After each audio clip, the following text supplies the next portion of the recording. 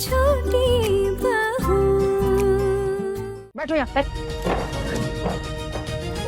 Bag दिखाओ। Check कराओ इसमें क्या है मेरे बैग में। दिखाओ क्या है इसमें। बैग दिखाओ। चेक कराइए मेरे बैग में। दिखाओ।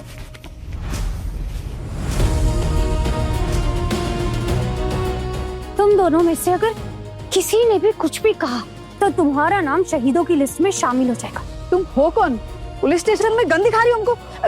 कानून हाथ में ले रही हो? वॉशरूम किधर? पास में ही है। मैं कपड़े जाकर चेंज करूंगी।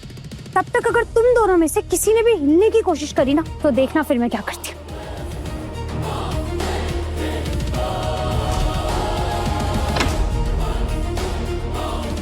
सर को इन्फॉर्म करे क्या? हाँ वो तो करना पड़ेगा। मैम आप जाओ, मैं यहाँ ध्यान रखती हूँ। ठीक है, ध्यान रखना। सर, वो लेडी अचानक बैग से गन निकाली और हम पे तान दी। अभी वो वॉशरूम गई है, कह रही थी चेंज करना है।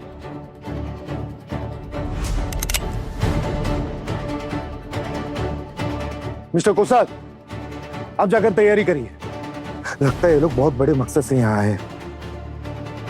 और आप लोग भी जाइए। आप लोगों की जान को खतरा हो सकता है, जाइए। कितना भी बड़ा खतरा हो, मैं यहाँ से नहीं जाऊंगी। मैडम, ब्लास्ट वगैरह कुछ भी हो सकता है। क्या पता उसके बैग में क्या रखा है। आप लोग क्यों नहीं समझ रहे? हाँ ना, बात को समझने की कोशिश करो प्लीज। हमें अभी यहाँ से निकलना होगा, प्लीज चलिए मेरे साथ। नहीं अर्जुन, यहाँ से जाने का तो सवाल ही पैदा नहीं होता है। मैं कहीं नहीं जा रही हूँ। और अगर ब्लास्ट होगा तो खाली हम लोग थोड़े ना मरेंगे, ये लोग भी तो मरेंगे ना। अपना बंदूक निकालो, निगरानी रखो इस पर। चलो।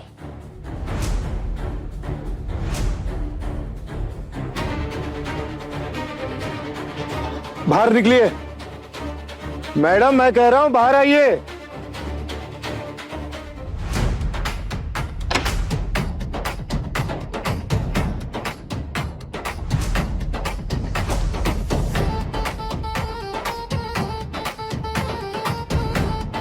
गन नीचे कीजिए। सर, मुझे ऐसा लगता है ये पुलिस ऑफिसर बनने का नाटक कर रही है। ये क्या फालतू का नाटक है? मेरा आईडी कार्ड देखिए, वरना ऐसा ना हो कि यहाँ पर कोई एक्सीडेंट हो जाए।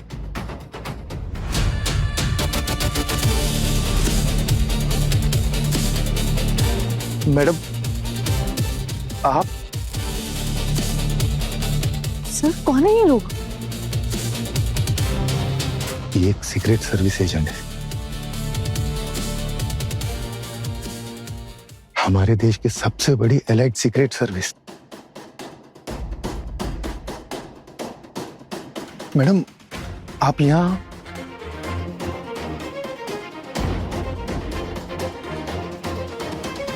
मुझे इंफॉर्मेशन मिली थी कि इस एरिया में स्लीपर सेल टेररिस्ट है।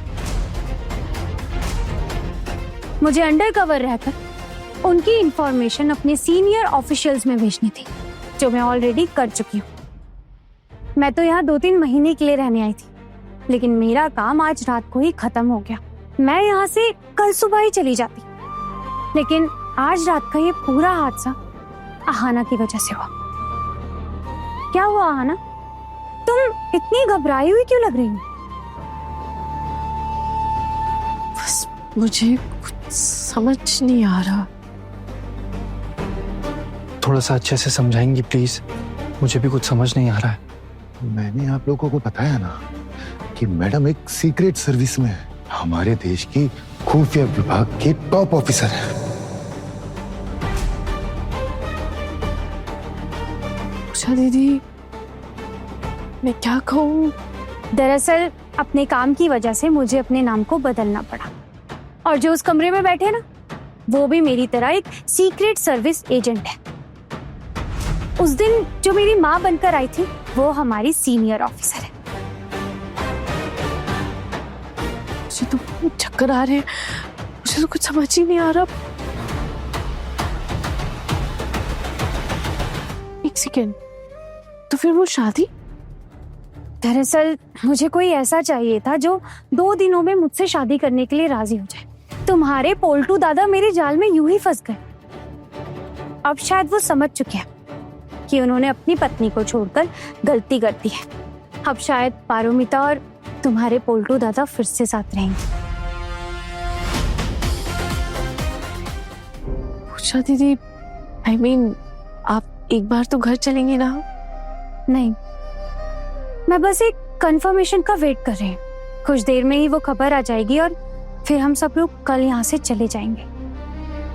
मैडम, बुरा मत मानिएगा, मैं बस अपनी ड्यूटी कर रहा था। इसमें बुरा मानने जैसी क्या बात है? आप लोगों ने तो अपना काम किया है ना। आप घर नहीं चलेंगी सोचकर ही बहुत बुरा लग रहा है। इतने दिन आप हमारे परिवार में थी, हमारे साथ थी, आपके साथ ना दिल लग गया था। वैसे दिल लगना तो नहीं चाहिए था, लेकिन शायद तुम्हारा दिल ना बहुत नाजुक है, इसलिए लग गया। और मिस्टर अर्जुन, मैंने देखा है कि तुम अपनी बीवी को ना अच्छे से ट्रीट नहीं करते। अगर तुम ऐसा ही अपनी बीवी के साथ करोगे ना, तो वो ज्यादा दिनों तक तुम्हारे साथ टिकने वाली नहीं है। तुम्हें सिर्फ बीवी नहीं मिली, तुम्हें एक एसेट मिला है।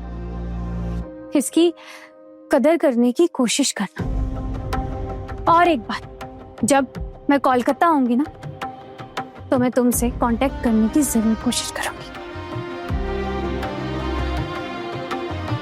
तुम्हारी आंखों में ये आंसू क्यों?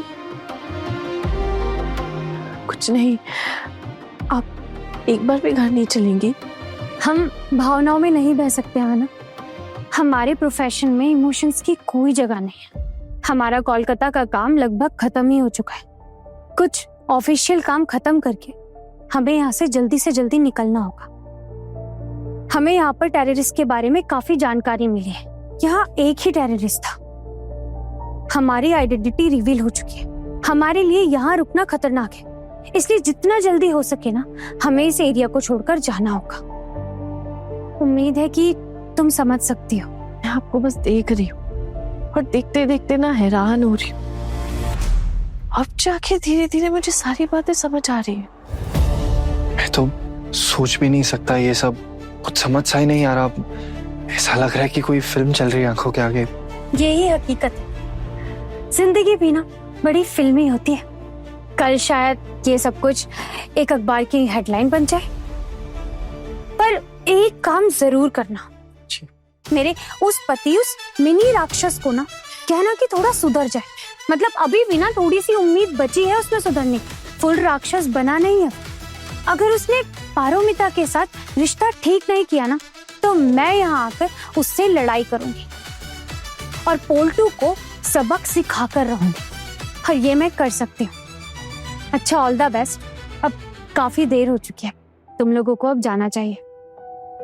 बड़े घर की छोटी बहू रात 10 बजे दंगल टीवी पर।